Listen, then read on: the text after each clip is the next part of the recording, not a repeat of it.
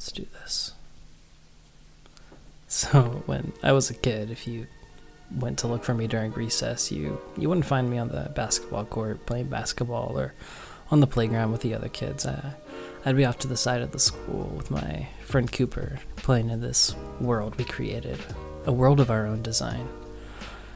Back then, I didn't know much about what my future was going to look like, but I knew one thing for sure. I wanted to create. And this took form in a lot of different ways throughout my youth. I tried my hand at a bunch of different art forms, from drawing to music to sculpting. And I wasn't great at any of it, but I still had this desire to create. So as a kid who grew up alongside the internet, I went to YouTube to find videos to help me improve my skills. And I'd go to YouTube to find drawing tutorials, but I'd end up staying to watch whatever was recommended or entertaining. And I ended up finding this channel called Film Riot with filmmaking tutorials, and I watched it for a long time just because I thought the hosts were very entertaining. But it hit me one day. This is how I could create. This is how I wanted to create. I was going to be a filmmaker. I could see it then and there. I knew it in my bones. This is what I had deep down always desired for. This is what I knew I was meant to do. And so, me and my friend Shane started a YouTube channel where we made these silly little sketches with whatever camera we could find and uploaded them to the internet for about 5 videos. Then we lost interest in it. It was a lot more work than either of us expected it to be, and well, we were 12, so we just went back to playing video games and living our lives. But I still had this dream, this desire to be a filmmaker. I still knew that was me, and I shared this with my family. And my parents helped me get into any film camp or film program I could find. I planned my whole future around this. I knew that filmmaking was my life. And when I was in high school, I was fortunate enough to get a job in the field.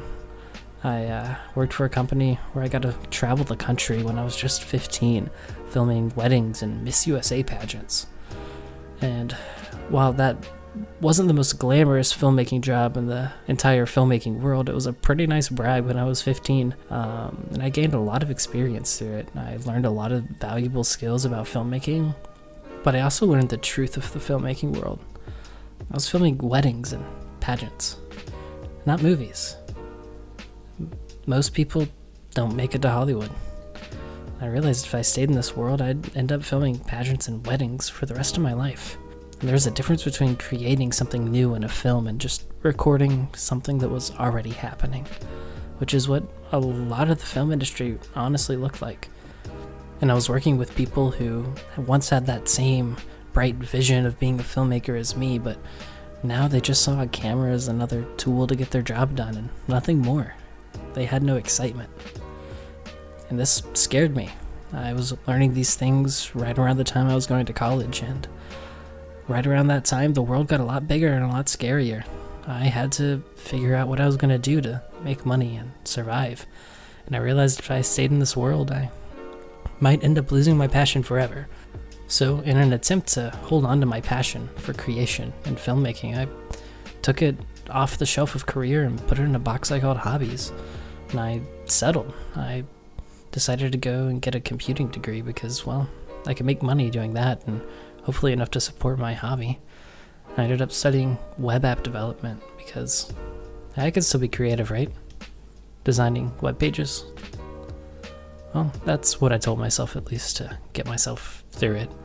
And for the first couple of years it worked. I enjoyed it enough to get through, but recently, as I'm figuring out what the rest of my life is going to look like, I've come to realize I don't have much passion in this degree. I haven't touched my camera in years. My passion, my big plans, turned into a daydream. So, I'm changing that. I only have one life to live after all, so I better start living it the way that I always dreamt of, the way that younger me always envisioned me living my life. I'm picking up that camera and I'm creating again. This is my dream after all. It's about time I started living it.